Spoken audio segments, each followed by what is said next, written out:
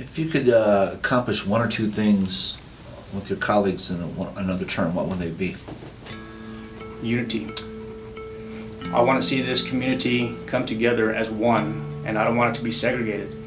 I'm sick and tired of seeing everybody always at each other, and that's not the way it should work. I think it needs to be where we're unified.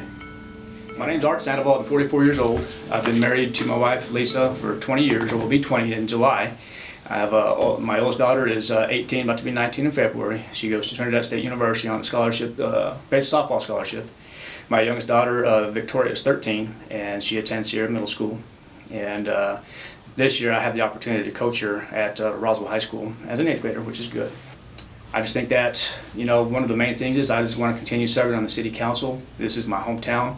This is where I live. This is where I want to continue living. I want to bring my family back once they finish their college education, and to see what else we can get accomplished. Do you think that crime is stymieing growth in the city? You know, one of the questions I asked the deputy chief about was that specific question as well. I said, what do you think about that question? You know, I think, for the most part, I think that the reduction, I think we're doing okay as far as the police department is concerned. I think there's a reduction, okay, I'm not saying there's not crime in the city of Roswell, but I think with communication with the police department, it's explained to me that statistically that there is a reduction of crime in the city of Roswell.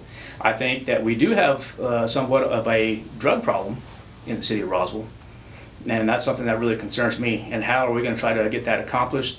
I think, once again, I think the city of Roswell needs to have their ears open, their eyes open, and communicate with their city council, their city manager, and most importantly, the police department.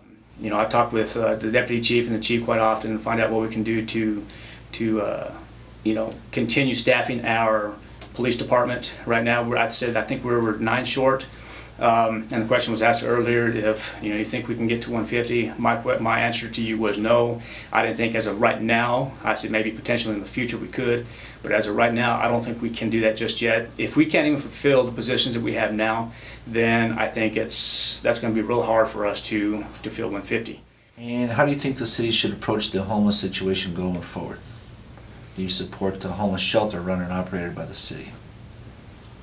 I am very sympathetic to the homeless. I think we could have handled it a lot different. I think we need to be more sympathetic to some of the people that are homeless out there. And do I support the upcoming shelters? Absolutely. Okay.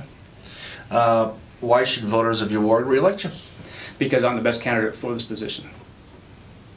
Can you be a little more specific? Most experienced candidate? Well, hardest working candidate? Well, and I can tell you right now is this, okay? I'm the most experienced candidate.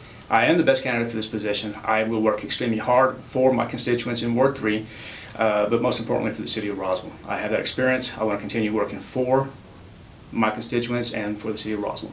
I want to see growth for the city. I want to continue working closely with the public safety, and I'll be happy to entertain any other calls from my constituents. It's just something that really needs to be taken care of. You know, I appreciate the Roswell Daily Record taking the time out and coming out, allowing me to speak a little bit. I hope you let me in March. It's one of those things where, you know, it's a tough position. A lot of people think the grass is green on the other side till it's theirs, and I will highly explain to everybody that if they think that's the case, put your name in the hat and see what it's really like. It's a tough job. It's a thankless job.